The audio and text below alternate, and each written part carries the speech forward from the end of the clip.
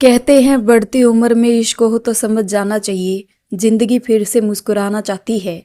Old age home के बरामदे की सीढ़ियों पर बैठे अमरनाथ जी सुबह का अखबार पढ़ रहे थे। घर के बंटवारे के बाद दोनों बेटों और बहुओं के बीच अमर को लेकर झगड़े होते रहते थे, जिन्हें देखते हुए अमर ने खुद ही ओल्ड एज होम में आने का मन बना लिया, जहां उन्हें अपने कुछ पुराने दोस्त भी मिल गए थे। जब घर से निकले तो हाथ में सिर्फ एक बैग था, जिसमें कुछ कपड़े और कुछ जरूरी सामान था। बेटे बहू ने रोका तक नहीं और इस बात से आहत होकर अमर ने घर वापस न आने का मन बना लिया। पिछले 6 महीनों से वो यहीं ओल्ड एज होम में थे, खुश थे, लेकिन मन में अभी भी एक खालीपन था। अमर के साथ यहाँ 11 लोग और थे, सभी अपने बच्चों से आहत होकर यहाँ आए थे। इसी ओल्ड एज होम से जुड़कर एक और ओल्ड एज होम था, जिसमें बुजुर्ग महिलाएं थीं। दोनों एक ही घर में बने थे, जिन्हें एक शादीशुदा दंपति जो कि अनाथ थे वो संभाल रहे थे। अखबार में छिपी नकारात्मक घटनाएं पढ़कर अमर का मन कुंठित हो उठा। उसने अखबार बंद कर दिया और उठकर जाने लगा। तभी दरवाजे पर गाड़ी रुकने की आवाज आई। अमर पलटा और आंखों पर नजर का चश्मा लगाकर देखने लगा। फीके रंग की साड़ी पहने कोई बुजुर्ग महिला गाड़ी से नीचे उतरी, लेकिन अमर उसका चेहरा देख नहीं पाया। उसने देखा महिला के सामने खड़ा लड़का महिला को कुछ समझा रहा था और वो बस हाँ में गर्दन हिलाई जा रही थी। कुछ देर बाद लड़के ने उस महिला को एक और बैग थमाया और गाड़ी में बैठकर वहां से चला गया। महिला अंदर आई। जैसे जैसे वो आगे बढ़ी, उसे देखकर अमर का दिल धड़कने लगा। आंखें भय और पीड़ा से भर आई। वो एकटक सामने से आती महिला को देखता रहा।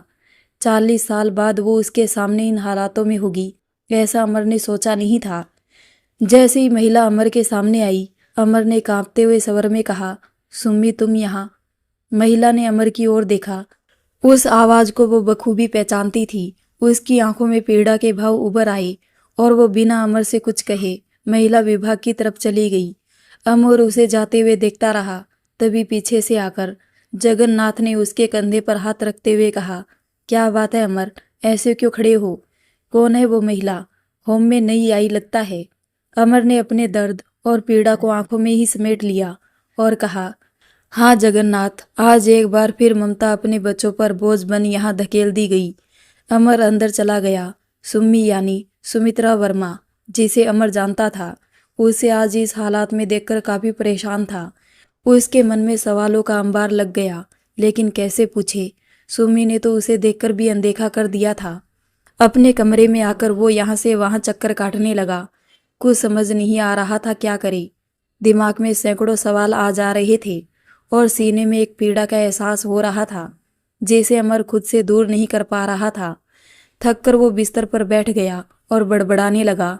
सुम्मी यहाँ क्या कर रही है? उसने कहा था शादी के बाद वो हमेशा खुश रहेगी, फिर आज इन हालातों में वो यहाँ कैसे? उसके पति, बच्चे, घर बार, आखिर इन सब के होते हुए वो अकेले, वो भी ओल्ड एज होम में। बीते 40 सालों में ऐसा क्या हुआ होगा सुम्मी के साथ? उसने कभी बताया भी तो नहीं। न जाने क्या क्या हुआ होगा, किन परेशानियों से गुजरी होगी वो। मुझे खुद पर गुस्सा आ रहा है। आखिर इतने सालों में मैंने उसके बारे में कभी जानने की कोशिश तक नहीं की। अमर की पीड़ा अब गुस्से में बदल चुकी थी। अमर उठा और अलमारी में रखे अपने बैग को बाहर निकालकर बिस्तर पर रखा। बैग में रखे कपड़े और सामान निकालकर बाहर फेंकने लगे, जैसे कुछ ढूंढ रहे हो। आखिर में एक किताब मिली। अमर ने जल्दी से उस किताब को खोला और पन्ने पलटने लगा। पन्नों के बीच रखी तस्वीर निकालकर देखने लगा।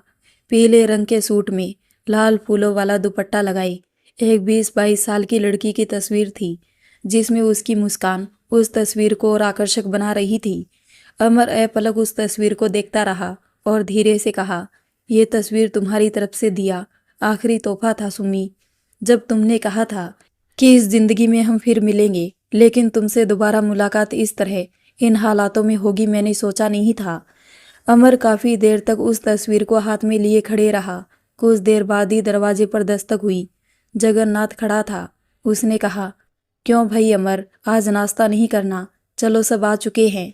जगन्नाथ की आवाज़ सुनकर अमर अपने वर्तमान में लौट आया और तस्वीर को वापस किताब में रख दिया और जगन्नाथ के साथ कमरे से बाहर चला गया। हॉल में सभी बुजुर्ग और महिला बुजुर्ग शामिल थे। वही वो दंपति अनुज और सुनिधि थे। सभी अपना अपना नाश्ता लेकर बैठ गई। अमर भी अपनी प्लेट लेकर बैठ गई, लेकिन उसकी कमजोर आंखें सामने बैठी महिलाओं में सुमी को ढूंढ रही थी, पर वो यहाँ नहीं थी। अमर को चुपचाप देख जगन्नाथ ने कहा, अरे भाई खाओ, सुबह से कहाँ खोए हो? कहते हुए अमर खाने लगा। अनुज ने देखा सुमित्रा जी वहाँ नहीं है, तो उसने सुनिधि से कहा, सुनिधि, आज सुबह जो माता जी आई थी वो यहाँ नहीं है। अनुज वे थोड़ा परेशान है। उन्हें ये समझने में थोड़ा वक्त लगेगा कि अब वो इस ओल्ड एज होम का हिस्सा है। उनके बच्चों ने उनके साथ जो भी किया उससे उनका मन काफ़ी आहत है। सुनिधि ने उदास होकर कहा, तुम उनका ख्याल रखो, मैं सुनील रसोइये से कहकर उनके लिए नाश्ता उनके कमरे में ही भिजवा देता हूँ। अनुज ने कहा, उसकी ज़रूरत नहीं है, अनुज मैं ले जाऊंगी, सुनिधि ने कहा और नाश्ता लेकर वहाँ से चली गई।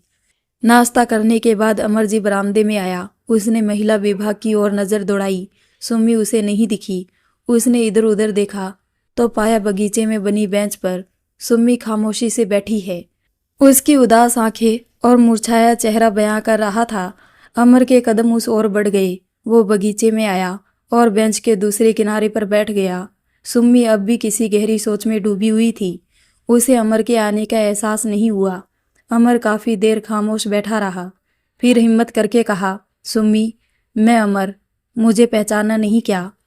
अमर की आवाज़ सुनकर सुमित्रा ने उसकी ओर देखा, लेकिन खामोश रही।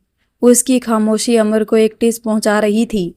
उसने सुम्मी को देखा। चेहरे पर अब पहले जैसा नूर नहीं था, ना आंखों में पहले जैसी चमक थी। फूलों सा नाजुक चेहरा झुर्रियों से फीका पड़ चुका था। गले की हड्डियां बाहर झांकने लगी थी। हाथ कमजोर पड़ चुके थे। बालों से सफेदी झड़ रही थी। अमर को अपनी ओर देखता पाकर सुम्मी वहां से उठकर जाने लगी। कुछ कदम चली और रुक गई। शायद कुछ कहना चाहती थी, लेकिन जबान ने उसका साथ नहीं दिया। अमर बेंच से उठा और कहा, मैं जानता हूँ तुमने मुझे पहचान लिया है। क्या अब मैं जान सकता हूँ कि तुम यहाँ इस हालत में कैसे? कुछ सवालों के जवाब नहीं हुआ करते हैं अमर। मुझे नहीं पता था मेरी किस्मत में तुमसे फिर से मिलना लिखा होगा, सुम्मी ने पहली बार कुछ कहा। अमर को इतने सालों बाद सुम्मी की आवाज़ सुनकर एक खुशी का एहसास हुआ। उसने धीरे से कहा, क्या मेरा तुम पर अब कोई हक नहीं है? वो बस हक 40 साल पहले ही दफन हो चुके हैं अमर। इस बेदर्द जिंदगी के कुछ साल और बचे हैं। इसमें अब और दर्द नहीं चाहती। उसकी आवाज़ भर आई और बिना अमर की बात सुने वहां से चली गई। सुमित्रा के जाने के बाद अमर उसे जाते हुए देखता रहा और फिर वापस अपने कमरे में चला आया। मन में उथल पुथल थी। सुम्मी का उससे इस तरह से बात करना उसे समझ नहीं आ रहा था, जबकि आखिरी मुलाकात में सुम्मी ने कहा था, जिंदगी में अगर कभी किसी मोड़ पर सामना हुआ तो हम अच्छे दोस्तों की तरह मिलेंगे। अमर बेचैनी से कमरे में यहाँ से वहाँ घूमने लगा। ये सामने पड़ी कुर्सी से उसका पैर टकराया और उस पर रखा उनका चश्मा नीचे गिर गया, जिसमें दरार आ गई। अमर ने उसे उठाया तो चश्मे का पुराना शीशा चरमराकर गिर गया। अमर उसे देखने लगा। ये काफ़ी पुराना चश्मा था उनके पास, लेकिन आज ये भी जवाब दे गया। उन्होंने टुकड़ों को उठाया और जोड़ने की कोशिश करने लगा। तभी उधर से गुजरते हुए अनुज ने देखा तो उनकी ओर चला आया और उनके हाथ में टूटा हुआ चश्मा देखकर कहा, अरे अमर अंकल, लाइए मुझे दीजिए, मैं बाहर ही जा रहा हूँ, ठीक करवा देता हूँ। अरे नहीं बेटा, ये ठीक है, मैं इसे जोड़ लेता हूँ, अमर ने कहा। अरे अंकल, ये कैसे जुड़ेगा? इसके एक साइड का शीशा तो पूरा खराब हो चुका और दूसरा टूट गया। मैं सुनिधि की दवाइयाँ लेने बाहर जा रहा हूँ, लाइए मैं सही करवा देता हूँ, अनुज ने अपने पन से चश्मा लेकर देखते हुए कहा। नहीं बेटा, तुम खामखा परेशान हो रहे हो, फिजूल खर्ची होगी, अमर ने कहा। लो, इसमें कैसी फिजूल खर्ची? आप कोई पराये थोड़े हो। अगर आपने अब ना कहा तो मैं बुरा मान जाऊंगा, अनुज ने कहा। तो अमर मुस्कुरा उठा और हामी भर दी। अनुज चश्मा लेकर वहां से चला गया। अमर जी बाहर बरामदे की सीढ़ियों पर आकर बैठ गया। उसे कुछ महीनों पहले की घटना याद आ गई।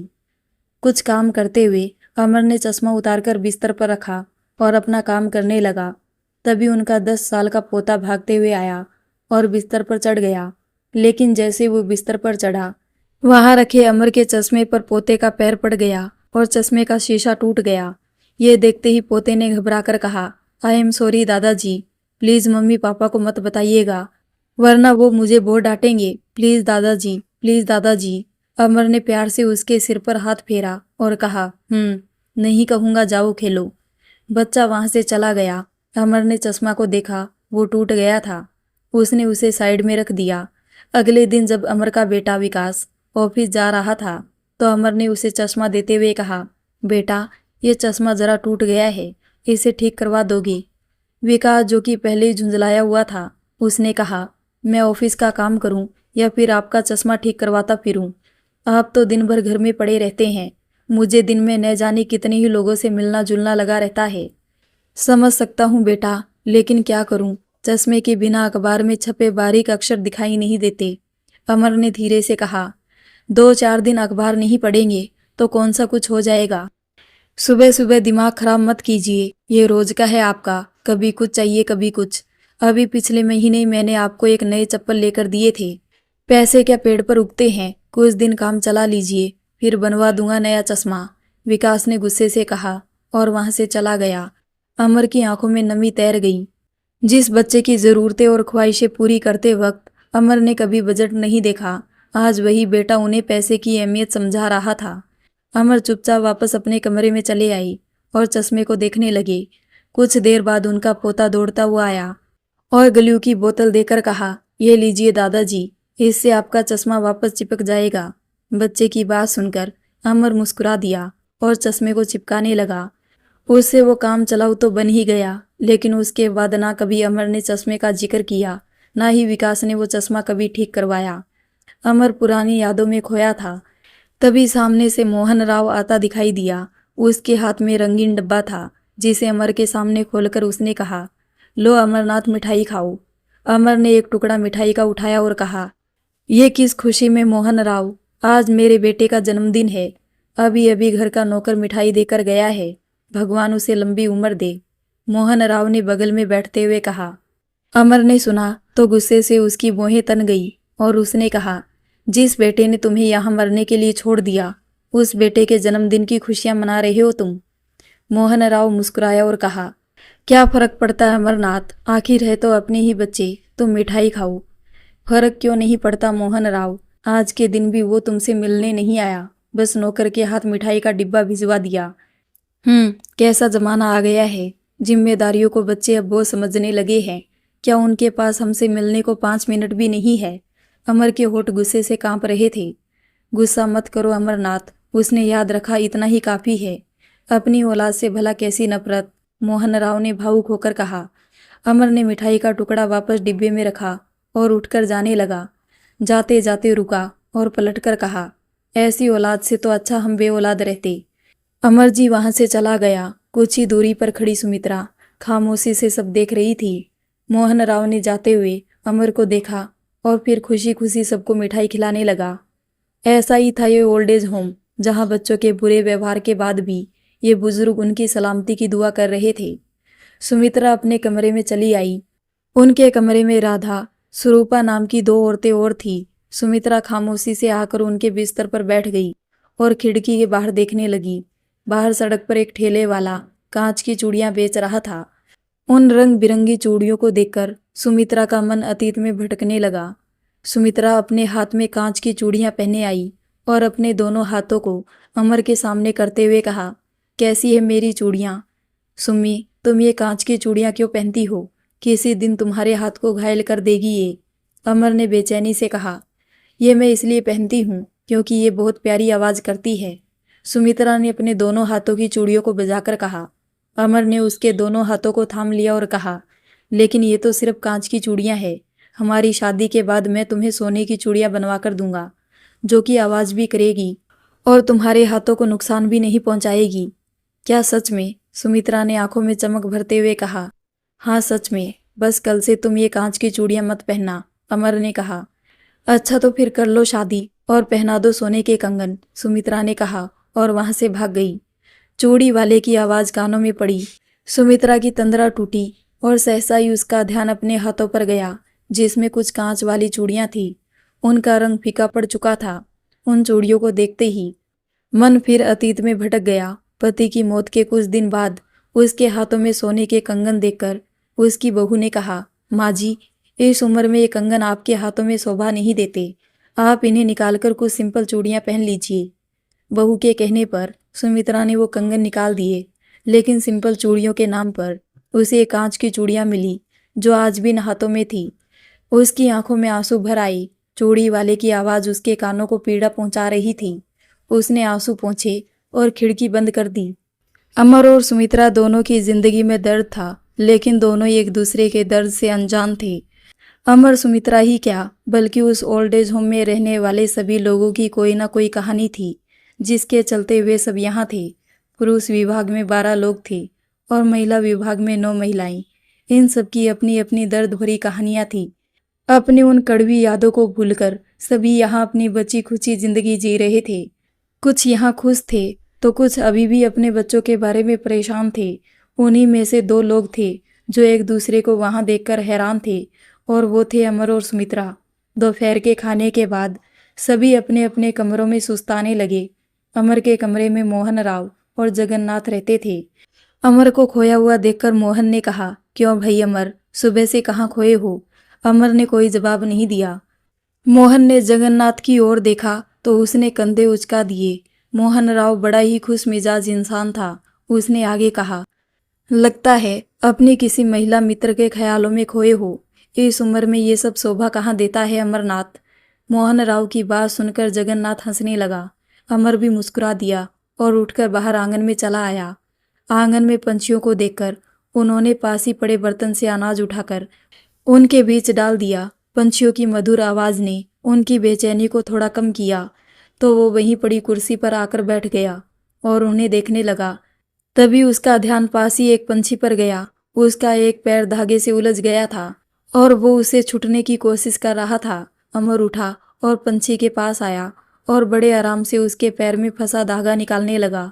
धागा निकालकर उन्होंने उसे आसमान में उड़ा दिया।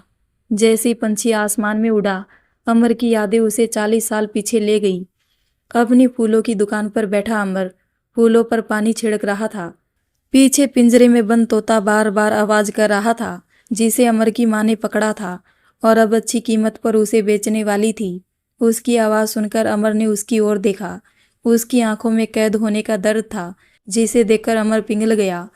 उसने पिंजरा खोला और उसे बाहर निकालकर आसमान में उड़ा दिया। जैसे ही तोता हवा में उड़ा, पीछे से अमर की माँ चिल्लाई, ये क्या किया तूने? उसे आज़ाद कर दिया, उससे अच्छे खासे पैसे मिल जाते हमें। माफ़ करना माँ, इसकी जान पैसे से ज़्यादा कीमती है। इसे खरीदने वाला या तो इसे हमेशा के लिए पिंजरे में बंद रखता या फिर इसे पकाकर खा जाता, इसलिए मैंने उसे छोड़ दिया। अमर ने कहा, लेकिन बेटा पैसे? माँ कहते कहते रुक गई। कोई बात नहीं माँ, पैसे हम और कमा लेंगे। आओ दुकान में चलते हैं। आज सोमवार है, दर्शनार्थी आएंगे और ज़्यादा फूल बिकेंगे, अमर ने कहा और माँ के साथ अपनी दुकान में आ गया। गोरखपुर में एक छोटे से गांव में अमर अपनी माँ के साथ रहता था। बाप का साया सिर से बचपन से उठ गया। तब से उसकी माँ ने उसे पाल पोस कर बड़ा किया। गांव में करने को कुछ नहीं था, इसलिए अमर ने कालिका मंदिर के पास फूलों और पूजा के सामान की दुकान खोल ली, जिससे 2 वक्त की रोटी का इंतजाम हो जाता था। दोनों माँ बेटे खुश थे। दुकान पर लोग आने लगे। अमर ने उन्हें फूल और पूजा का सामान देने लगा। जैसे कि आज दर्शन करने वाले लोग ज़्यादा थे, इसलिए दुकान पर भीड़ लगी हुई थी। कुछ देर बाद नरेंद्र वर्मा अपनी पत्नी और बेटी के साथ फूल लेने अमर की दुकान पर आई। जैसे ही अमर की नज़र लड़की पर गई, वो उसे देखता ही रह गया। सुंदर नैन नक्श, गोरा रंग, काली आंखें और माथे पर एक लाल बिंदी, सादगी में भी वो बहुत सुंदर लग रही थी। माँ ने देखा अमर खोया हुआ है तो उसे कंधे से झंझोड़कर कहा, क्या देख रहा है, फूल दे उन्हें। ये देखकर लड़की मुस्कुराने लगी। अमर ने खिसियाकर सामान बांधा और नरेंद्र की ओर बढ़ा दिया। पैसे देकर नरेंद्र अपनी पत्नी और बेटी के साथ वहां से चले गए। अमर उन्हें जाते हुए देखता रहा। लड़की का चेहरा बार बार उसकी आंखों में आता रहा। सारा दिन वो उसी के बारे में सोचता रहा। रात में ठीक से सो भी नहीं पाया और उठकर बैठ गया। अगली सुबह अमर जल्दी दुकान पर चला गया और उस लड़की का इंतजार करने लगा, लेकिन लड़की नहीं आई। अब हर रोज अमर उसका इंतजार करता, पर लड़की नहीं आई। बेचैन सा वो रास्ता निहारता रहता। अगले दिन सोमवार था और अब तक अमर उम्मीद छोड़ चुका था। बेमन से वो फूलों पर पानी छिड़क रहा था। तभी एक मीठी सी आवाज उसके कानों में पड़ी, कुछ ताज़ा फूल और पूजा का सामान दे दीजिए। अमर ने सामने देखा तो उसे विश्वास नहीं हुआ। सामने वही लड़की खड़ी थी। वो एक बार फिर उसकी आंखों में खो गया। कुछ देर बाद लड़की ने कहा, पूजा का सामान। हाँ हाँ, 1 मिनट देता हूँ, अमर ने हकलाते हुए कहा। लड़की से नजरें बचाकर वो सामान बांधने लगा। बीच बीच में वो लड़की की ओर देख भी लेता था और लड़की उसे। लड़की ने पैसे दिए और सामान लेकर वहां से चली गई।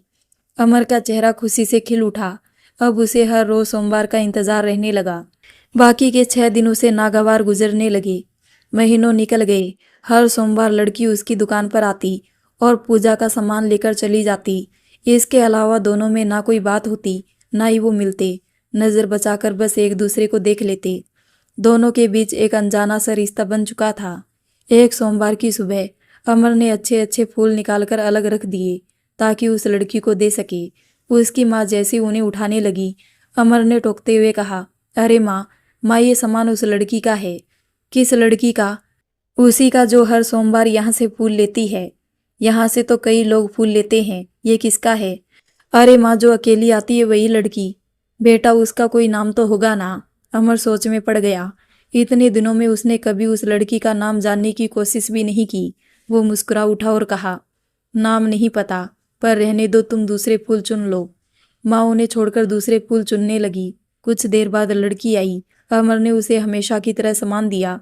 लड़की पैसे देकर जाने लगी तो अमर ने हिम्मत करके कहा, सुनो, तुम्हारा नाम क्या है? लड़की ने बिना पीछे पलटे कहा, नाम जानना हो तो आज शाम 5 बजे मंदिर के पीछे वाली नदी पर मिलना। लड़की वहां से चली गई। अमर मुस्कुराते हुए उसे जाते हुए देखता रहा। शाम को 5 बजे अमर नदी किनारे पहुंचा, लेकिन वहां कोई नहीं था। वो वहां पड़ी एक चट्टान पर बैठकर उसके आने का इंतजार करने लगा। लड़की नहीं आई। अमर ने कुछ कंकर हाथ में उठाए और उन्हें नदी में फेंकने लगा। कुछ देर बाद लड़की वहां आई। उसे देखते ही अमर का चेहरा खिल उठा और धड़कने सामान्य से तेज। जिन्हें सामान्य करके अमर ने कहा, तुमने आने में इतनी देर क्यों की? पिताजी घर पर थे, बड़ी मुश्किल से निकल कर आए हैं। लड़की ने अपनी मीठी सी आवाज में कहा। अच्छा, अब बताओ तुम्हारा नाम क्या है? अमर ने कहा, सुमित्रा। सुमित्रा नाम है मेरा। और तुम्हारा? लड़की ने अपनी पलकें झपकाकर कहा, मेरा नाम अमर है। पहले तुम्हें कभी इस गांव में नहीं देखा। अमर ने उसे बैठने का इशारा करते हुए कहा। सुमित्रा कुछ ही दूर पड़े पत्थर पर आ बैठी और कहा, मैं इस गांव से नहीं हूँ, पड़ोस के गांव से हूँ। तुम हर सोमवार मंदिर आती हो, भगवान को बहुत मानती हो, अमर ने कहा। सुमित्रा हंस पड़ी और कहा, मैं यहाँ तुम्हारे लिए आती हूँ, मंदिर तो एक बहाना है तुमसे मिलने का। सुमित्रा की बातें सुनकर अमर ने कहा, मतलब ये कि तुम मुझे अच्छे लगते हो। तुम्हारे प्रति ये भावनाएं कैसी है ये मैं नहीं जानती, पर तुम्हें ना देखूं तो एक बेचैनी सी रहती है। कई महीनों से तुम्हें देखती आ रही हूँ, पर तुम कभी कुछ कहते नहीं। आज कहा भी तो क्या, मेरा नाम पूछा बुद्धू। कहते हुए सुमित्रा हंस पड़ी। हंसते हुए वो बड़ी प्यारी लग रही थी। अमर उसे एकटक देखता रहा तो सुमित्रा ने कहा, जब से आई हूँ मैं ही कुछ ना कुछ बोले जा रही हूँ, तुम भी तो कुछ बोलो। मैं भी तुम्हें पसंद करने लगा हूँ, लेकिन कहीं मेरी किसी बात से तुम्हारा मन आहत ना हो जाए, सोचकर कभी कुछ कहा नहीं। आज तुमने आने को कहा तो भरोसा करके चला आया। अमर ने कहा, तुम्हारी सादगी और तुम्हारा भोलापन इतना भा गया कि मैं खुद को रोक नहीं पाई। मैंने कुछ गलत तो नहीं किया ना?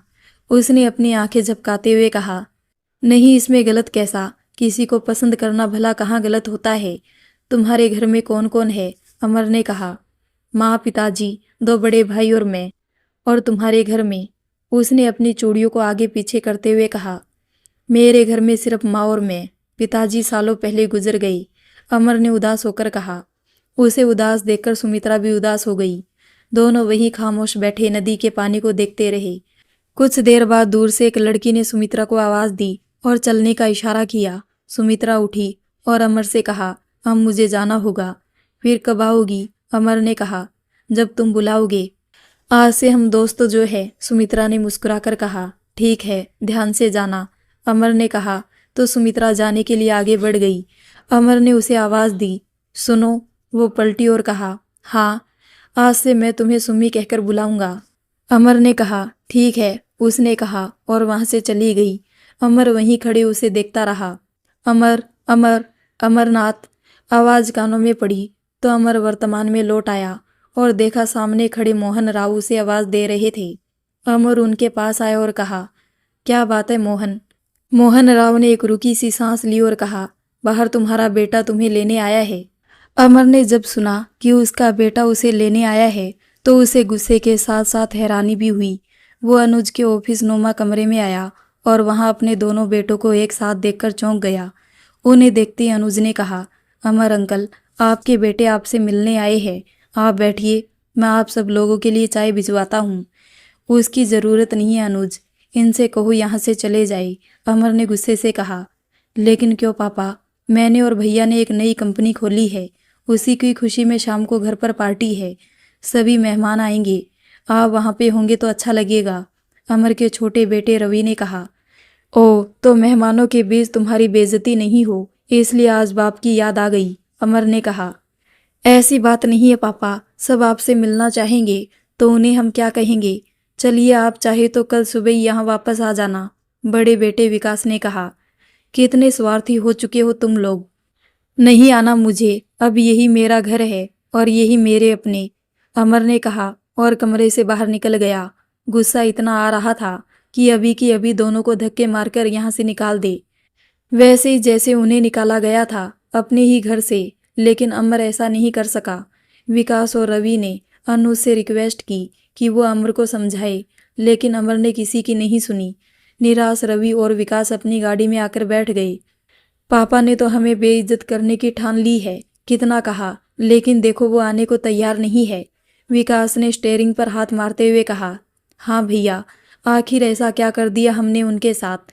यहाँ आने का फैसला भी तो उनका ही था ना, फिर वो ऐसे क्यों कर रहे? रवि ने कहा। कुछ भी हो रवि, लेकिन हमें उन्हें आज की पार्टी में लाना ही होगा, वरना मिस्टर मित्तल से हमें वो डील कैसे मिलेगी, विकास ने सोचते हुए कहा। लेकिन कैसे, क्या करे, रवि ने कहा। घी जब सीधी उंगली से ना निकले तो उंगली टेढ़ी करनी पड़ती है, कहकर विकास ने सामने पड़ी पानी की बोतल से पानी निकाला और अपनी आंखों को भिगो लिया। उसने बोतल रवि की ओर बढ़ाकर कहा, ये ले, तू भी आंखें गीली कर ले और चल मेरे साथ। लेकिन इससे क्या होगा, रवि ने आंखों में पानी मारते हुए कहा। दुनिया में ऐसा कोई बाप नहीं बना जो बच्चों के आंसू देखकर ना पींग ले, विकास ने गाड़ी से नीचे उतरते हुए कहा और रवि के साथ एक बार फिर ओल्ड एज होम में चला आया। अमर उस वक्त पौधों में पानी दे रहे थे।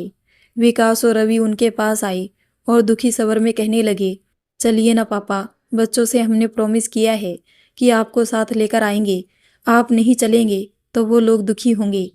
उनके मुंह से बच्चों का नाम सुनकर और उनकी आंखों में आंसू देखकर अमर का दिल पिघल गया, लेकिन अभी भी उसके मन में गुस्सा भरा था, इसलिए वो वहां से चले गए। लेकिन सामने से आती सुमित्रा को देखकर रुक गए। सुमित्रा ने दोनों लड़कों के उदास चेहरे देखकर अमर से कहा, नसीब वाले हो अमर, जो बच्चे लेने आए हैं, तुम्हें जाना चाहिए। आज पहली बार था जब सुमित्रा ने खुद अमर से बात की थी। अमर ने अपना मन शांत किया तो महसूस हुआ कि उसे भी बच्चों की याद आ रही थी कुछ दिनों से। उसने सुमित्रा की ओर देखकर कहा, सुमित्रा वहां से चली गई और अमर अपना झोला लेने अंदर चला गया। कुछ देर बाद वो अपने एक जोड़ी कपड़े को झोले में डालकर ले आया और विकास रवि के साथ घर के लिए निकल गया। घर पहुंचा तो देखा घर को बहुत सजा रखा था, सारा घर जगमगा रहा था। अमर को देखते ही उसके दोनों पोते और पोती दौड़ते हुए उनके पास चले आई। बहुओं ने बेमन से उनके पैर छुए और तैयार होने चली गई। पार्टी शाम को थी, इसलिए अमर भी बच्चों के साथ उनके कमरे में चला आया और सुस्ताने लगा। यहाँ आकर बच्चों से मिलकर उसे बहुत खुशी हुई। अमर घर को निहारने लगा। एक एक ईंट लगाकर उसने ये घर बनाया था, लेकिन आज इसी घर में उसका कोई हक नहीं था। यहाँ आने के बाद बहुओं ने खाना तो दूर, पानी तक नहीं पूछा उन्हें। अमर ने किसी से कुछ नहीं कहा, बस शाम का इंतजार था। पार्टी में सभी बड़े बड़े लोग शामिल हुए। सबने चमचमाते कपड़े पहने थे। इन सबके बीच अमर को अपना सफ़ेद कुर्ता पजामा थोड़ा अजीब ही लगा, जो कि अब पुराना हो चला था। विकास के बॉस जब उनसे मिले तो उन्होंने कहा, क्या ये तुम्हारे बाप है? लगता है किसी गरीब खाने से उठकर आए हैं। दरअसल सर, वो पापा जमीन से जुड़े आदमी है ना, इसलिए उन्हें ऐसा ही रहना पसंद है। मैं तो अक्सर कहता हूँ सोसाइटी के साथ मिलजुल कर रहो, लेकिन ये सुनते ही नहीं है। आइए मैं आपको कुछ और मेहमानों से मिलाता हूँ, कहते हुए विकास उन्हें वहाँ से ले गया। अमर अपमान का घूंट पीकर रह गई। उस भीड़ में उनका दम घुटने लगा था। वो वहां से साइड में चले आई। पार्टी शुरू हुई तो खत्म होने का नाम ही नहीं ले रही थी। 11 बज रहे थे लेकिन खाना शुरू नहीं हुआ था। सभी बस शराब का लुत्फ उठा रहे थे। यहाँ तक कि रवि और विकास की पत्नियां भी। ये देखकर अमर को बहुत ठेस पहुंची। भूख से उनकी आंतें कुलबुलाने लगी। उन्होंने एक प्लेट उठाई, उसमें कुछ खाना रखकर सीढ़ियों की साइड आकर बैठ गई। एक निवाला तोड़कर जैसे उन्होंने मुंह की ओर बढ़ाया, छोटी बहू ने आकर उनका हाथ पकड़कर रोकते हुए कहा, ये क्या कर रहे हैं आप? मेहमानों ने अभी तक खाना शुरू भी नहीं किया और आप यहाँ खाने बैठ गए। जरा भी शर्म नहीं है आप में? थोड़ी देर नहीं खाओगे तो मर नहीं जाओगे? बहू के मुंह से ऐसी बातें सुनकर अमर अवाक था। उसने कहा, बहू मुझे भूख लगी थी, दोपहर से कुछ खाया नहीं था इसलिए माफ करना। थोड़ी देर में खा लेना जितना खाना है। कहते हुए बहू ने प्लेट छीन ली। अमर उसे कुछ कहते इससे पहले विकास आया और उनकी बाहें पकड़कर कहा, इस हाल में पार्टी में क्यों आई? मेरी कितनी बेइज्जती हुई वहां जानते हैं आप? आपकी तो कोई इज्जत है नहीं। कम से कम हमारे बारे में तो थोड़ा ख्याल किया होता। अपने कमरे में जाओ, खाना वहीं भिजवा दूंगा मैं। बेबस अमर क्या कहता। उसके पास बोलने के लिए कुछ नहीं था। जिस खुशी से वो आया था अब वो खुशी धूमिल हो चुकी थी। बिना कुछ कही ही अमर वहां से बच्चों के कमरे में चला आया। तीनों बच्चे सो चुके थे। अमर आकर बिस्तर पर बैठ गया। मन भारी हो चुका था। उसे बीते वक्त की यादों ने घेर लिया। एक चपाती और लीजिए ना, अमर की पत्नी शांति ने थाली में चपाती रखते हुए कहा। अरे नहीं शांति, पेट भर चुका, तुम भी खाना खा लो, बैठो। अमर ने कहा, आपसे पहले मैं खाना कैसे खा सकती हूँ? आप इस घर के मुखिया है, पहले आपको खाना चाहिए और वक्त पर खाना चाहिए। शांति ने पानी का गिलास उनकी ओर बढ़ाकर कहा। तुम हो ना शांति, वक्त पर खिलाने के लिए? अमर ने कहा। मैं ना भी रही तब भी हमारे बच्चे आपको वक्त पर ही खाना खिलाएंगे और इससे भी अच्छा, शांति ने कहा। अमर वर्तमान में लौट आया। कमरे में इधर उधर नजर दौड़ाई और देखा तो टेबल पर नजर गई जहां पानी का जग रखा हुआ था। अमर ने गिलास में पानी डाला और एक सांस में पी गया। लेकिन पानी से भूख कहाँ मिटती है। वे बच्चों के बगल में लेट गए। घंटा बीत गया लेकिन किसी ने अमर के लिए खाना नहीं भेजा। अमर ने एक बार फिर पानी पीकर भूख मिटानी चाही और लेट गया। उसकी आंखों से आंसू बह गए और मन ही मन कहा, बच्चे समय से खिला रहे हैं शांति। अमर उस रात खाली पेट ही सो गया। पार्टी देर रात तक चलती रही और सभी खा पीकर अपने अपने कमरे में चले गए।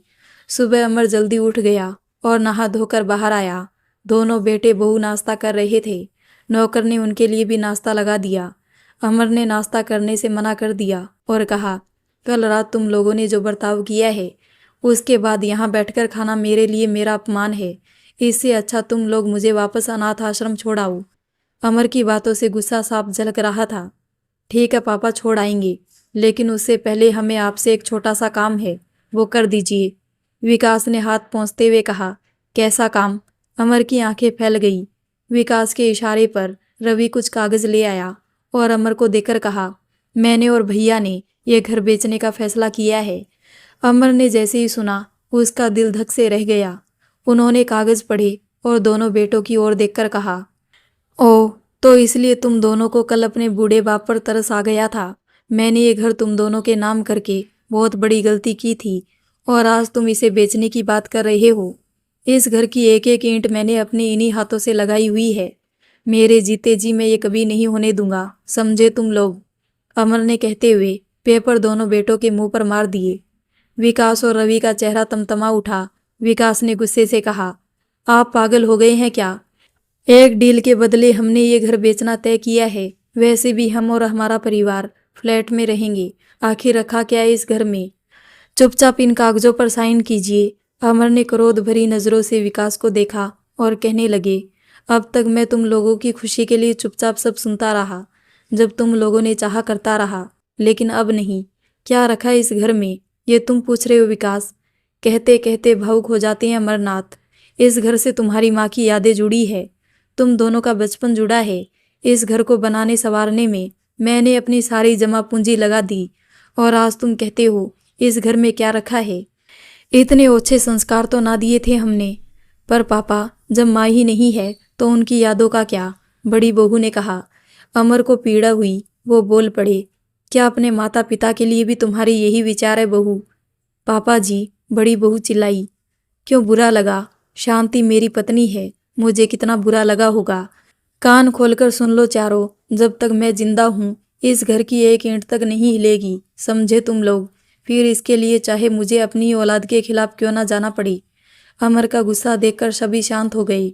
अमर ने दीवार पर लगी अपनी पत्नी की तस्वीर को उतारा और लेकर जाने लगे तो पोता पोतियों ने उनके पैरों से लिपटकर रोते हुए कहा, मत जाइए ना दादाजी। उनके आंसू देखकर अमर का दिल भर आया। उन्होंने उसके आंसू पोंछे और कहा, इस घर से मेरा बसेरा कब का उठ चुका है मेरे बच्चों। बस इतना याद रखना, जो तुम्हारे माँ बाप ने किया वो तुम कभी उनके साथ मत करना। अपने दोनों बेटों के लालच को रौंदकर अमर वहां से चला गया। आंखों में आंसू भर आए। सड़क तक पैदल ही चले आए वहां से ओल्ड एज होम के लिए। बस मिल जाती थी। अमर ने जेब में हाथ डालकर देखा, सिर्फ 50 रुपए का एक फटा हुआ पुराना नोट मिला। किराया 35 रुपए था। अमर ने वहीं पास की दुकान से चाय ली और एक डिब्बा बिस्किट लेकर खाने लगा। बेचारगी और बेबसी के भाव उनके चेहरे पर साफ दिखाई दे रहे थे। कुछ देर बाद बस आई। अमर उसमें चढ़ गया और खाली सीट देखकर बैठ गया। कुछ देर बाद एक महिला आई अपनी 10 साल की बेटी के साथ और अमर की बगल में बैठ गई। अमर खिड़की से बाहर देखने लगा। बस चलती रही। अचानक अमर की नज़र बच्ची के हाथों पर गई। उसके हाथों में रंग बिरंगी कांच की चूड़ियां देखकर अमर अपने अतीत में खो गया। सुमित्रा का इंतजार करते हुए अमर नदी किनारे बेचैनी से टहल रहा था। दोनों एक दूसरे को बहुत पसंद करते थे और घंटों यहाँ बैठकर बातें किया करते थे। अमर कमाने के लिए शहर जा रहा था। उसे शहर की एक मिल में काम जो मिल गया था, लेकिन जाने से पहले वो सुमित्रा से मिलना चाहता था और इसलिए उसका इंतजार कर रहा था। कुछ देर बाद सुमित्रा आती दिखाई दी तो उसके जान में जान आई। सुमित्रा अपने हाथ में कांच की चूड़ियां पहन आई और दोनों हाथों को अमर के सामने करते हुए कहा, कैसी है मेरी चूड़ियां? सुम्मी, तुम ये कांच की चूड़ियां क्यों पहनती हो? किसी दिन तुम्हारे हाथों को घायल कर देगी ये। अमर ने बेचैनी से कहा, ये मैं इसलिए पहनती हूँ क्योंकि ये बहुत प्यारी आवाज़ करती है। सुमित्रा ने अपने दोनों हाथों की चूड़ियों को बजाकर कहा। अमर ने उसके दोनों हाथों को थाम लिया और कहा, लेकिन ये तो सिर्फ कांच की चूड़ियां हैं। हमारी शादी के बाद मैं तुम्हें सोने की चूड़ियां पहना दूंगा, जो कि आवाज़ भी करेगी और तुम्हारे हाथों को नुकसान भी नहीं पहुंचाएगी। क्या सच में? सुमित्रा ने आंखों में चमक भरते हुए कहा, हाँ सच में। बस कल से तुम ये कांच की चूड़ियां मत पहनना, अमर ने कहा। अच्छा तो फिर कर लो शादी और पहना दो सोने के कंगन, सुमित्रा ने कहा। तुम्हारे लिए शहर जा रहा हूँ ताकि तुम्हारे लायक बन तुम्हारे पिताजी से शादी के लिए तुम्हारा हाथ मांग सकूं। तुम मेरा इंतजार करोगी ना सुम्मी?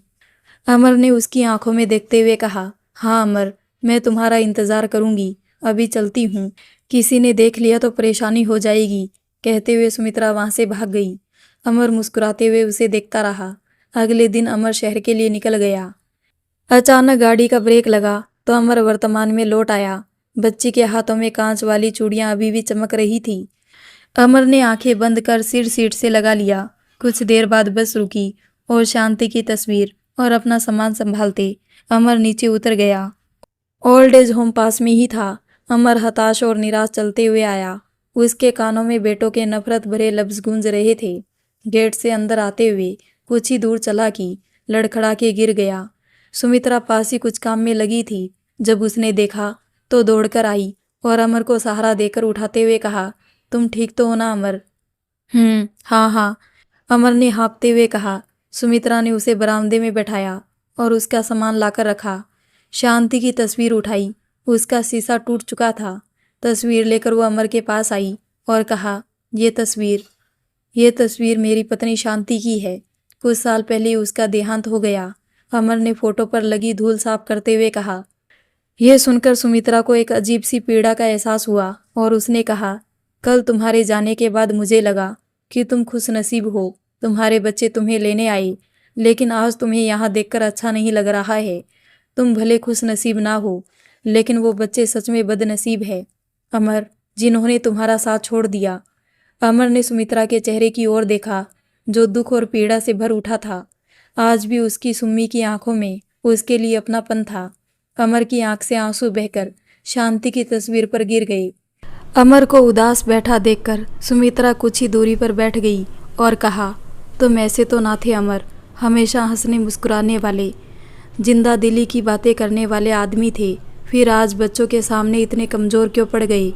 सुम्मी की बातों में अपने लिए परवाह देकर अमर ने अपनी आंखों का गीलापन साफ किया और कहने लगा, सालों पहले तुम्हारी शादी की बात सुनकर मैं पहली बार कमज़ोर पड़ा था सुम्मी। उस वक्त को समझ नहीं आ रहा था। उस वक्त मैं इतना सक्षम था कि तुम्हारी जिम्मेदारी उठा सकता था, लेकिन तुम नहीं चाहती थी कि तुम्हारे पिता का अपमान हो, उन्हें किसी के सामने सिर झुकाना पड़े। तुम्हारा आखिरी फैसला सिर आंखों पर था और मैं हमेशा हमेशा के लिए चला गया। कुछ वक्त बाद अपने ही दूर के रिश्ते में एक लड़की से मेरा रिश्ता तय हो गया। शांति नाम था उसका। उसने मुझे पसंद कर लिया। मैं उस वक्त टूटा हुआ था, इसलिए मेरी पसंद से कोई फर्क नहीं पड़ता। मैंने इसे ही अपनी किस्मत मान लिया। शादी के बाद शांति मेरे घर में रहने लगी। मैं हर वक्त उससे कटा कटा सा रहता था, पर उसने कभी शिकायत नहीं की। और फिर मुझे एहसास हुआ कि अपने टूटे मन के चलते मैं उस भली औरत की भावनाओं को ठेस पहुंचा रहा हूं। मैंने उसे अपना लिया और अपना पति धर्म निभाने लगा।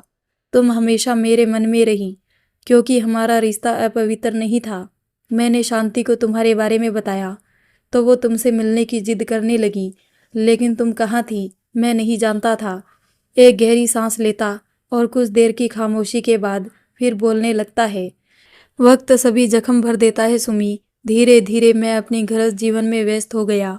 माँ के ख़त्म होने के बाद गांव से हमेशा के लिए शहर आ गया। यहाँ मेहनत से अपना घर बनाया, जिसमें मैं और शांति और मेरे दोनों बच्चे खुशी खुशी जिंदगी जी रहे थे। वक्त गुजरता गया, बच्चे बड़े होने लगे। अच्छी लड़कियां देखकर उनका रिश्ता तय किया। शादी के कुछ साल बाद ही मुझे दादा बनने का सुख प्राप्त हुआ और उस वक्त मुझे लगा जैसे मैं दुनिया का सबसे खुश नसीब इंसान हूँ। लेकिन ज़्यादा खुशियों को भी हम इंसानों की नज़र लग जाती है। एक बीमारी के चलते शांति का देहांत हो गया। बच्चों में झगड़े ना हो, इसके चलते मैंने उनके बीच बंटवारा कर दिया।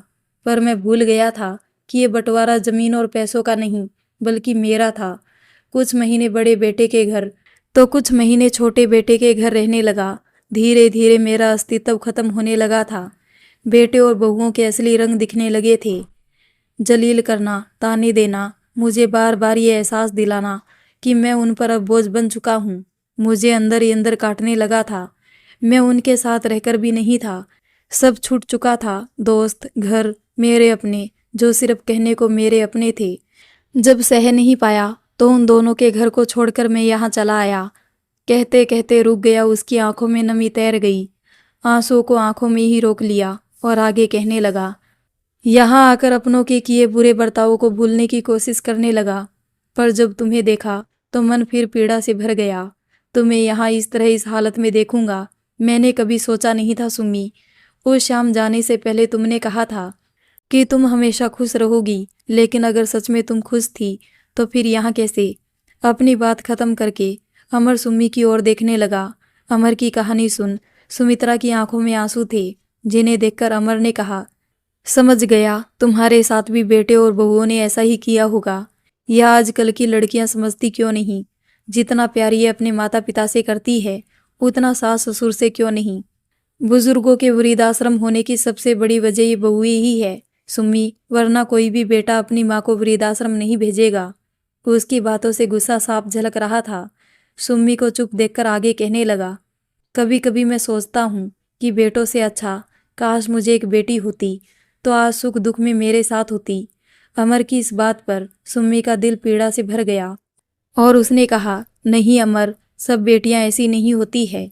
अगर बेटियों में ये भावना होती तो वो कभी अपने सास ससुर को यहाँ नहीं भेजती। बहुओं से पहले बेटियों को ये सिखाना बहुत ज़रूरी है, ताकि आगे चलकर जब वो बहू बने तो ऐसा कुकृत्य नहीं करे। मैं कुछ समझा नहीं सुम्मी, अमर ने कहा। कैसे समझोगे अमर, तुम किसी बेटी के बाप जो नहीं हो। सुम्मी ने गीली आंखों को पोंछते हुए कहा और वहां से चली गई। अमर अपनी कहानी तो सुम्मी को सुना दी, पर सुम्मी के बारे में नहीं जान सका।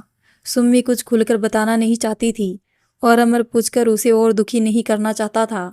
अमर अपना सामान लेकर कमरे में चला गया।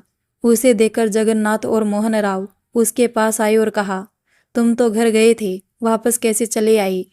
वो घर अपना था ही कब मोहन राव, अब यही मेरा घर है और तुम सब मेरे अपने हो।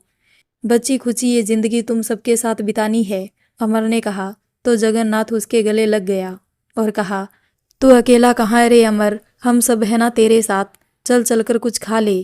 तीनों कमरे से बाहर चले आई और नाश्ता करने चले गई।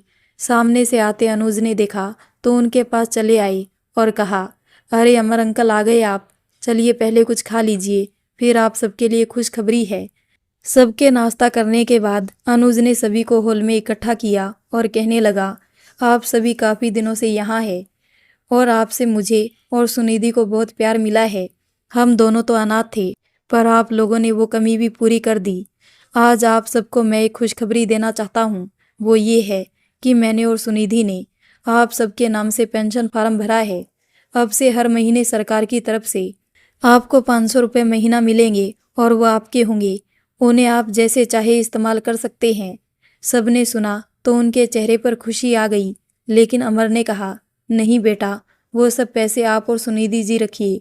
आप दोनों हम सबके लिए इतना कर रहे हैं, वो ही बहुत है बेटा। हाँ, अमर सही कह रहा है, सबने अमर की बात का समर्थन किया।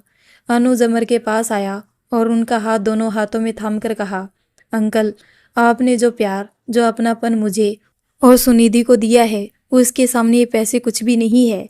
माँ बाप के प्यार का कर्ज इंसान एक जन्म में भला कैसे उतार सकता है। मुझे बहुत खुशी होगी अगर मैं आप सबके लिए कुछ कर पाया।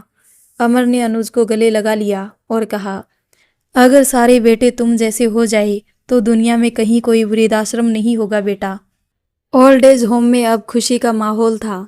अनुज और सुनिधि को माँ बाप मिल चुके थे और बुजुर्गों को सहारा। अमर और सुम्मी में थोड़ी थोड़ी बातें होने लगी थी। उन्हें साथ देखकर मोहन राव और जगन्नाथ अक्सर अमर को छेड़ते नजर आते थे। सुमित्रा सुबह शाम पौधों में पानी देने, बगीचे की देखभाल करती थी। अनुज और सुनिधि ने उन्हें मना करना चाहा, लेकिन सुमित्रा ने कहा कि वो अपनी खुशी से ये सब करती है। सुमित्रा को देख बाकी लोगों ने भी कुछ ना कुछ काम करना शुरू कर दिया। कोई सब्जियां काटने में मदद करता, कोई बाजार से सामान ले आता। ओल्ड एज होम में एक हंसता खेलता घर बन चुका था, जहां सभी एक दूसरे की देखभाल करते थे। अपने अपने दुखों को भूलकर सभी खुश थे। एक शाम अमर, जगन्नाथ और मोहन बैठे थे। तभी मोहन ने कहा, भाई अमर, क्या अब भी तुम्हारे मन में सुमित्रा के लिए भावनाएं है? अमर बोले, ये कैसा सवाल है? मोहन बोला, बस मैं जानना चाहता था। तुम दोनों का यहाँ आना कोई संजोग नहीं है, क्या पता किस्मत फिर से तुम्हें मिलाना चाहती हो। जगन्नाथ बोला, हाँ भाई, जानना तो मैं भी चाहता हूँ। काफ़ी दिनों से देख रहा हूँ कि एक अदृश्य रिश्ता है तुम दोनों के बीच। अमर बोला, यह आज कैसी बचकानी बातें कर रहे हो तुम दोनों। सुम्मी के लिए मेरे मन में कोई गलत भावनाएं नहीं है, ना तब थी ना अब है। मोहन बोला, हम लोग कब कह रहे हैं कि तुम्हारी भावनाएं गलत है। देखो अमर, तुम और सुमित्रा दोनों एक दूसरे को जानते हो। उम्र के इस पड़ाव में चाहो तो एक दूसरे का साथ दे सकते हो। हम तुम्हारी शादी करवाएंगे, क्यों जगन्नाथ बोला, बात तो तुम्हारी सही है मोहन, वैसे भी दोस्त होकर इतना तो करना बनता है। उनकी बातें सुनकर अमर खिंच उठा और कहा, कैसी बातें कर रहे हो दोनों, ना तो मैं 20 साल का युवक हूँ और ना ही ये सब सोचने की मेरी उम्र। सुम्मी के सामने भूल से भी ऐसी बातें मत करना, तुम समझे। मोहन बोले, अरे भाई, मजाक कर रहे हैं, पर जरा सोचो, तुम्हें और सुमित्रा को बुढ़ापे में सहारा मिल जाएगा। सालों पहले जो प्यार अधूरा रह गया था वो पूरा हो जाएगा। आखिर में तुम दोनों के पास भले कुछ ना हो, कम से कम एक दूसरे को सुनने का वक्त तो रहेगा। जगन्नाथ बोला, सबकी किस्मत में ये नहीं होता है। अमर, तुम चाहो तो इस रिश्ते को एक नया मोड़ दे सकते हो, आगे तुम्हारी मर्जी। अमर अपनी जगह से उठा और कहा, मुझे इस बारे में कोई बात नहीं करनी है, कहकर अमर वहां से चला गया। मोहन और जगन वहीं बैठे रहे। जानते थे अमर बहुत जिद्दी इंसान है, लेकिन दोनों उसकी और सुमित्रा की जिंदगी में खुशियां लाना चाहते थे। वे लोग सही कर रहे थे या गलत, ये तो कोई नहीं जानता था, लेकिन उन्हें ये करना था अमर के लिए। बुजुर्ग होकर भी दोनों 20-22 साल के लड़कों की तरह बातें कर रहे थे। शाम की पूजा संध्या के समय सभी इकट्ठे हुए। अमर हाथ जोड़े भगवान से यही प्रार्थना कर रहा था कि सुम्मी की जिंदगी में खुशियां लौट आए और वो खुश रहे। उधर सुम्मी का मन अभी भी अमर को लेकर पीड़ा से भरा हुआ था। उसने पहली बार अमर की आंखों में आंसू देखे थे। शादी के बाद उसने कभी अमर की सुध नहीं ली। ये सोचकर वो बहुत दुखी थी। आरती समाप्ति के बाद सभी खाना खाने चले आए। यहाँ मौजूद लोगों में एक साफ सुथरा रिश्ता था। सभी एक दूसरे की इज्जत करते और अपना धर्म निभाते। खाना खाने के बाद अमर अपने कमरे में चला आया। मोहन और जगन की बातों ने उसे बहुत परेशान कर दिया था। उसे नींद नहीं आई तो वो बाहर बरामदे में चला आया। सीढ़ियों पर बैठा वो अपने अतीत में खोया था कि तभी किसी के गिरने की आवाज़ आई। अमर ने आवाज़ वाली दिशा में देखा तो उसके होश उड़ गए। सीढ़ियों के पास कुछ ही दूरी पर सुम्मी नीचे जमीन पर गिरी हुई थी। अमर ने उसे देखा, उठाने की कोशिश की, लेकिन सुम्मी तब तक बेहोश हो चुकी थी। उसकी नाक से खून बह रहा था। अमर ने अनुज को आवाज़ लगाई। कुछ ही देर में सभी दौड़ते हुए आए। सुनिधि ने एम्बुलेंस वाले को फ़ोन किया। सभी बहुत घबरा गए। अमर ने मजबूती से सुम्मी के हाथ को थामा हुआ था और उसका सिर अमर के घुटनों पर था। अनुज लगातार सुम्मी के पैरों के तलवों को मसल रहा था। कुछ देर बाद एम्बुलेंस आई तो अनुज, मोहन राव और अमर सुमित्रा को लेकर एम्बुलेंस में बैठे। कुछ ही देर में एम्बुलेंस हॉस्पिटल पहुंची। सुमित्रा को स्ट्रेचर पर लेटाया और अंदर ले जाने लगे। इस बीच अमर ने उसका हाथ नहीं छोड़ा। नर्स सुमित्रा को लेकर अंदर जाने लगी। तब अमर का हाथ धीरे धीरे सुम्मी के हाथ से छूटने लगा और उस वक्त उन्हें उसी पीड़ा का एहसास हो रहा था जो सालों पहले हुआ था, जब वो सुमित्रा से आखिरी बार मिला था। शहर से लौटने के बाद अमर नदी किनारे खड़ा अपनी सुम्मी का इंतजार कर रहा था। जब सुम्मी वहां आई तो उसके चेहरे पर खुशी की बजाय उदासी के भाव थे। सुम्मी अमर के सामने आकर चुपचाप खड़ी हो गई तो अमर ने चहकते हुए उसके हाथों को पकड़कर कहा, देखो सुम्मी, शहर से मैं तुम्हारे लिए सोने के कंगन लाया हूँ। अब तुम्हें कांच की चूड़ियाँ पहनने की ज़रूरत नहीं पड़ेगी। लेकिन अगले ही पल सुम्मी के हाथों में लगी मेहंदी देखकर अमर हैरान रह गया और कहा, सुम्मी ये सब मैं समझा नहीं। सुम्मी की आंखों से आंसू बहने लगे और उसने कहा, मुझे माफ़ कर दो अमर, पिताजी ने मेरी शादी किसी से तय कर दी है। तुमने उन्हें मेरे बारे में नहीं बताया। अमर ने हैरानी से कहा, बताया था, लेकिन तुम दूसरी जाति से हो और पिताजी इस रिश्ते को कभी स्वीकार नहीं करेंगे। उन्होंने साफ मना कर दिया। सुमित्रा ने रोते हुए कहा, तो चलो अभी हम शादी कर लेते हैं, फिर किसी को हमारे साथ रहने से ऐतराज नहीं होगा। अमर ने मजबूती से सुमित्रा का हाथ थामकर कहा। सुमित्रा ने अपने आंसू पोंछे और कहने लगी, नहीं अमर, ऐसा किया तो पिताजी की इज्जत खराब होगी और मैं ऐसा कभी नहीं चाहती। हमारा रिश्ता पवित्र है और हमेशा पवित्र रहेगा। हम दोनों कहीं भी रहे, किसी के भी साथ रहे, हमेशा खुश रहेंगे। सुमित्रा की बातें सुनकर अमर का दिल टूट गया, लेकिन वो सुम्मी के जज्बातों की कदर करता था, इसलिए उसने वो कंगन सुमित्रा को पहनाते हुए कहा, ये मेरी आखिरी निशानी समझकर रख लो सुमित्रा। सुमित्रा की आंखों से आंसू बहने लगे। उसने अपने साथ लाई किताब अमर को दे दी। दोनों आखिरी बार एक दूसरे के गले मिलकर खूब रोए। जाते जाते अमर ने सुमित्रा का हाथ थाम लिया और कहा, सुम्मी, क्या तुम मुझे भूल जाओगी? नहीं अमर, तुम हमेशा मेरे साथ रहोगे इस कंगन के रूप में। चलती हूँ, ज़्यादा देर यहाँ रुकी तो कमज़ोर पड़ जाऊंगी। कहकर सुम्मी आगे बढ़ गई। अमर का हाथ धीरे धीरे उसके हाथ से छूटता रहा। तभी किसी ने आकर उसके कंधे पर हाथ रखा। अमर ने चौंक कर देखा, मोहन खड़ा था। अमर अपने अतीत में लौट आया। मोहन ने कहा, चिंता मत करो, डॉक्टर साहब आ गए हैं, उन्हें कुछ नहीं होगा। अमर सुम्मी को लेकर बहुत परेशान थे। तभी डॉक्टर आया और कहा, ब्रेस्ट के कुछ नीचे एक गांठ है जो लगभग फूटने वाली है। जल्द से जल्द ऑपरेशन करके उसे निकालना होगा, वरना इनकी जान को भी खतरा हो सकता है। तो कीजिए, किसी भी हालत में उन्हें बचा लीजिए, अमर ने बेचैनी से कहा। अनुज ने उनके कंधे पर हाथ रखा और कहा, अंकल मैं बात करता हूँ। अनुज डॉक्टर की तरफ आया और कहा, डॉक्टर आप जल्द से जल्द ऑपरेशन की तैयारी कीजिए, उन्हें कुछ नहीं होना चाहिए। ऑपरेशन में 1.5 लाख का खर्चा आएगा। उसके बाद मेडिसिन, हॉस्पिटल का चार्ज मिलाकर कुल 2 लाख रुपए। आप पैसों का इंतजाम कर दीजिए, मैं अपनी टीम से कहकर ऑपरेशन की तैयारी करता हूँ, डॉक्टर ने कहा। 2 लाख? अनुज ने कहा। पहले इंतजाम कर लीजिए, उसके बाद ऑपरेशन होगा, डॉक्टर ने कहा। इंतजाम हो जाएगा डॉक्टर, आप ऑपरेशन शुरू कीजिए, तब तक मैं पैसे लेकर आता हूँ, अनुज ने कहा। तो डॉक्टर उसके कंधे पर हाथ रखकर वहाँ से चला गया। अमर और मोहन राव अनुज के पास आए और अमर ने कहा, 2 लाख? पर इतनी बड़ी रकम तुम कहाँ से लाओगे? आप घबराइए मत, मैं इंतज़ाम करता हूँ, अनुज ने कहा और हॉस्पिटल से निकल गया। ओल्ड एज होम आकर उसने सुनिधि को बताया। सुनिधि और अनुज ने तुरंत अपने जमा पैसों को निकाला। वो सिर्फ 80,000 ही थे। उन्हें देखकर अनुज ने कहा, बाकी पैसे कहाँ से आएंगे? आंटी की जान बचाना बहुत ज़रूरी है। अनुज, तुम ये पैसे जमा करवाओ ताकि इनका इलाज शुरू हो। बाकी के पैसे भी हम लोग अरेंज कर लेंगे, सुनिधि ने कहा। अनुज ने डॉक्टर से रिक्वेस्ट करके आधे पैसे जमा करवाए। ऑपरेशन शुरू हुआ। अनुज ने मोहन और अमर को भी घर भेज दिया और खुद अपने दोस्तों को मदद के लिए फोन करने लगा, पर हर किसी से निराशा ही मिली। अनुज को समझ में नहीं आ रहा था कि क्या करे। उधर अमर पैसे की चिंता में रात भर सो नहीं पाया। उसने ऑफिस रूम से सुमित्रा के घर वालों का पता लगाया। उसका बेटा और बेटी इसी शहर में थे। अमर बिना किसी को बताए सुबह सुबह ही वहां चले गए। सुबह के 9 बजे वो सुमित्रा के बेटे के घर पहुंचा। वहां जाकर उसने उन्हें सुमित्रा के बारे में बताया, लेकिन बेटे और बहू को कोई फर्क नहीं पड़ा। यहाँ तक कि बेटे ने तो ये तक कह दिया, मेरे पास उन पर खर्च करने को एक फालतू पैसा नहीं है, उनसे कहो जाकर सरकारी अस्पताल में इलाज करवाई। जरा सी भी शर्म नहीं आई ये कहते हुए। वो माँ है जिसने तुम्हें जन्म दिया, उसके लिए ऐसी सोच।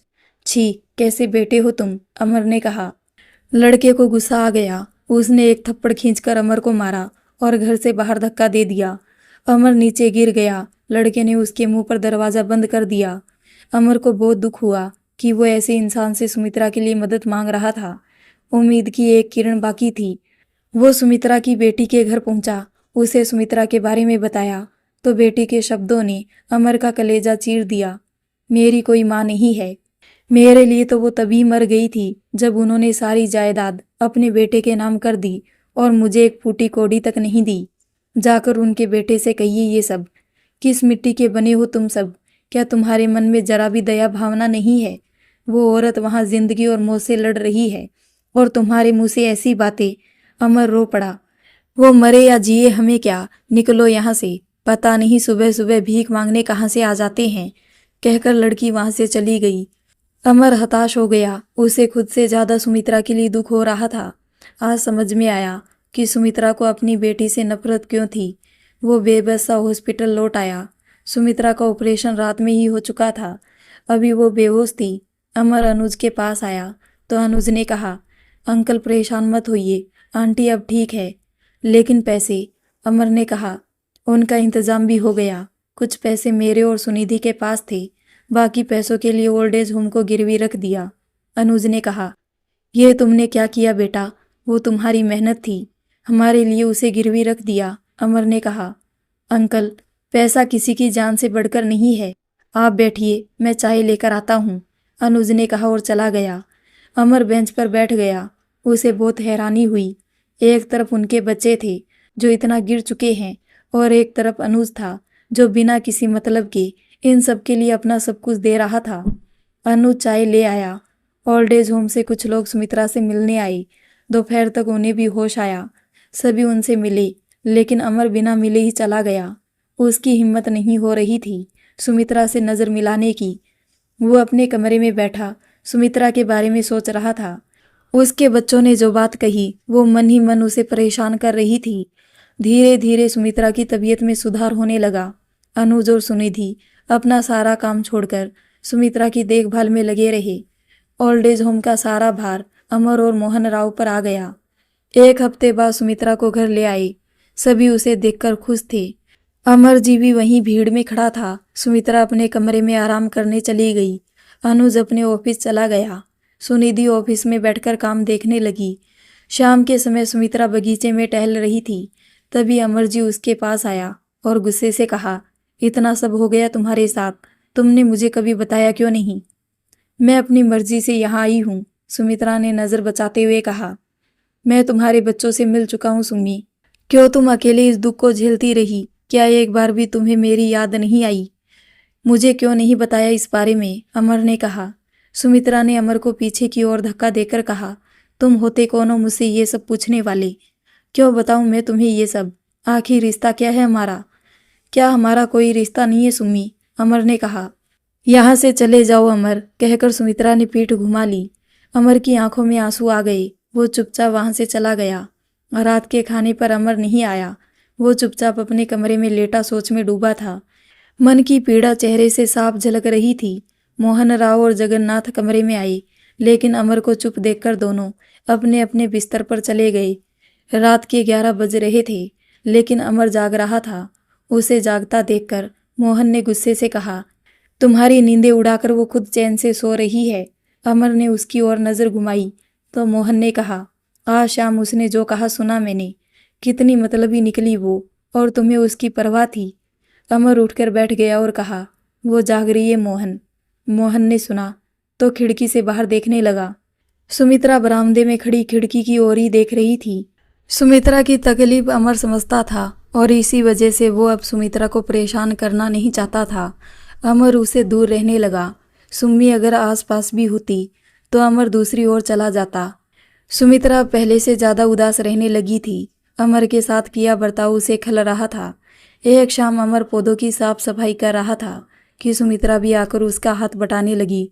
अमर ने सुम्मी को वहां देखा तो उठकर जाने लगा। सुमित्रा उसके सामने आ खड़ी हुई और कहा, मैंने तुम्हें गलत समझा अमर, लेकिन मुझे अच्छा नहीं लगा जब तुम मेरे बच्चों से मिले और मेरे हिस्से की नफरत तुम्हें मिली। मुझे इस बात का दुख नहीं है सुम्मी, दुख सिर्फ इस बात का है कि तुम मुझसे ये सब छुपा रही हो, अपना दुख अकेले जी रही हो। क्या मुझे ये सब जानने का कोई हक नहीं? अमर ने कहा, हक है अमर, लेकिन किस मुंह से तुम्हें बताती कि मेरे साथ ये सब हो रहा है। बड़े गर्व से कहा था ना मैंने कि हम खुश रहेंगे, लेकिन ऐसा कुछ नहीं था हम दोनों की जिंदगियों में। कहते कहते सुम्मी का गला भरा गया।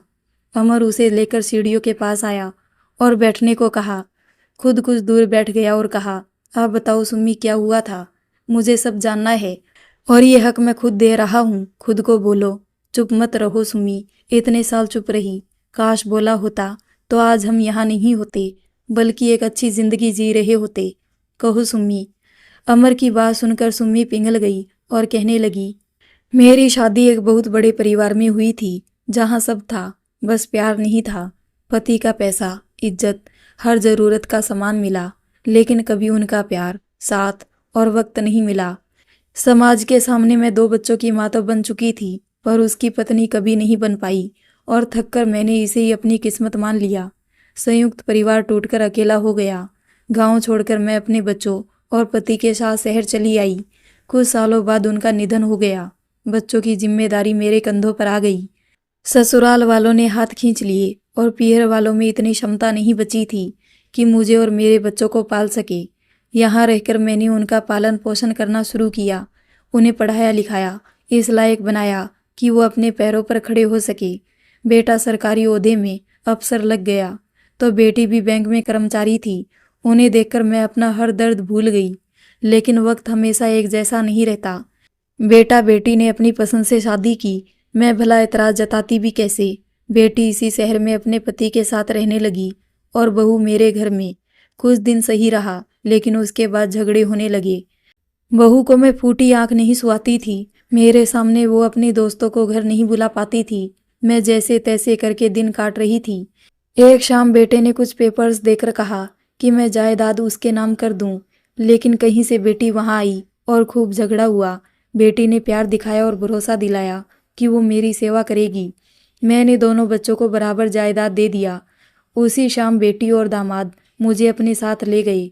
उन्होंने मेरी सेवा में कोई कमी नहीं छोड़ी, लेकिन मैं समझ ही नहीं पाई कि ये सिर्फ उनका झूठा प्यार था जो उन्होंने जायदाद के चलते दिखाया था। अब बेटी मेरी जिम्मेदारी उठाते उठाते थक गई तो एक शाम दामाद मुझे यहाँ छोड़ गया। कहते कहते सुमी की आंख भर आई। अमर की आंख भी नम हो गई। उसने आंखों के किनारे साफ करते हुए कहा, इतना सब हो गया और तूने एक बार भी मुझे नहीं कहा। क्यों सुमी? मैं तुम्हें पहले ही शादी के लिए ना बोलकर बहुत बड़ी ठेस पहुंचा चुकी थी अमर। उसके बाद कभी तुम्हारा सामना करने की हिम्मत नहीं हुई, पर जब तुम्हें यहाँ देखा तो मेरा दिल टूट गया। आखिर हमारे बच्चों ने ऐसा क्यों किया? कहते कहते रो पड़ी सुमित्रा। अमर से उसका रोना देखा नहीं गया तो वो थोड़ा उसके पास आया और उसके हाथ पर हाथ रखकर कहा, सब वक्त का फेर है सुम्मी। हमारा यहाँ होना भी हमारी किस्मत है कि हम साथ है। मैं हमेशा तुम्हारे साथ हूँ सुम्मी। बच्चे ना सही, हम एक दूसरे से अपना दुख तो बांट ही सकते हैं। अमर की बात सुनकर सुम्मी ने अपना सिर अमर के कंधे पर रख दिया। एक अपनेपन का एहसास दोनों को हुआ। दोनों खामोश बैठे रहे। अंधेरा होने लगा। ऑफिस की खिड़की पर खड़े अनुज और सुनिधि मुस्कुराते हुए उन दोनों को देख रहे थे। अनुज, अंकल आंटी साथ में कितने अच्छे लग रहे हैं ना, सुनिधि ने कहा। हाँ सुनिधि, इस उम्र में भी इनका प्यार कहीं ना कहीं जिंदा है। मैं सोच रहा था क्यों ना इन दोनों के लिए कुछ किया जाए, अनुज ने कहा। वाओ, मैं भी यही सोच रही थी, लेकिन उससे पहले हम इन दोनों को एक दूसरे के करीब लाना होगा, इन्हें एहसास दिलाना होगा, सुनिधि ने कहा। उसकी ज़रूरत ही नहीं है सुनिधि, जरा देखो उन्हें, उनके चेहरे पर जो सुकून है उससे साफ पता चलता है कि वो दोनों एक दूसरे से कितना प्यार करते होंगे, अनुज ने कहा। चलो, ऐसे छुपकर किसी को देखना सही नहीं है, सुनिधि ने कहा और अनुज को खींचते हुए वहां से ले गई। कुछ देर बाद अमर और सुमी वहां से चले गए। दोनों के मन में एक भारी बोझ उतर चुका था और दोनों अब खुश रहने लगे थे। सुम्मी मोहन राव और अमरनाथ से भी मिली। चारों घंटों बैठकर एक दूसरे के बारे में बातें करते रहते। कभी कभार अमर और सुम्मी एक दूसरे को देखकर खो जाते और अमन और जगन वहां से खिसक जाते। कुछ वक्त हंसी खुशी निकला। एक सुबह मोहन अखबार पढ़ रहा था कि उसने देखा आज वैलेंटाइन डे है। आज के दिन गुलाब का फूल देकर अपने प्यार का इजहार किया जाता है। जैसे उसने पढ़ा, अखबार लेकर अमर के पास आया और उसे सब बताया तो अमर ने कहा, छी, हमारी उम्र है ये सब करने की। बच्चों के लिए होते हैं प्रेम दिवस। प्यार में क्या बच्चा क्या बूढ़ा, भावनाएं तो सबकी एक ही है। तुम आज सुमित्रा जी को गुलाब दोगे, अगर उन्होंने लिया तो समझ जाना उनके मन में भी वही भावनाएं है जो तुम्हारे मन में है। अमर ने उसकी बात नहीं सुनी। फिर क्या जगन और मोहन दिन भर उसके पीछे पड़े रहे। आखिर अमर मान गया। शाम को जब सुम्मी बगीचे में टहल रही थी तब अमर वहां आया और गुलाब का फूल कांपते हाथों से उसकी ओर बढ़ा दिया। सुम्मी ने कुछ नहीं कहा और आगे बढ़ गई। अमर उदास हो गया। मोहन और जगन उसके पास आए और अफसोस जताने लगे। कुछ देर बाद ही सुम्मी वापस आई। उसके हाथ में पीला फूल था। उसने फूल अमर को देकर कहा, प्रेम की शुरुआत दोस्ती से होती है। अमर खामोशी से सुम्मी को देखता रहा और हाथ में पकड़ा लाल गुलाब पीछे छुपा लिया। सुम्मी मुस्कुराकर वहां से चली गई। अमर किसी नौजवान की तरह शर्माने लगा तो मोहन ने कहा, आज दोस्ती हुई है, कल प्यार भी हो जाएगा। अमर की हालत देखकर जगन्नाथ जी गाने लगा, दिल तो बच्चा है जी, थोड़ा कच्चा है जी। अमर बस उस खिले हुए पीले फूल को देखता रहा। उसमें से दोस्ती की भीनी खुशबू आ रही थी।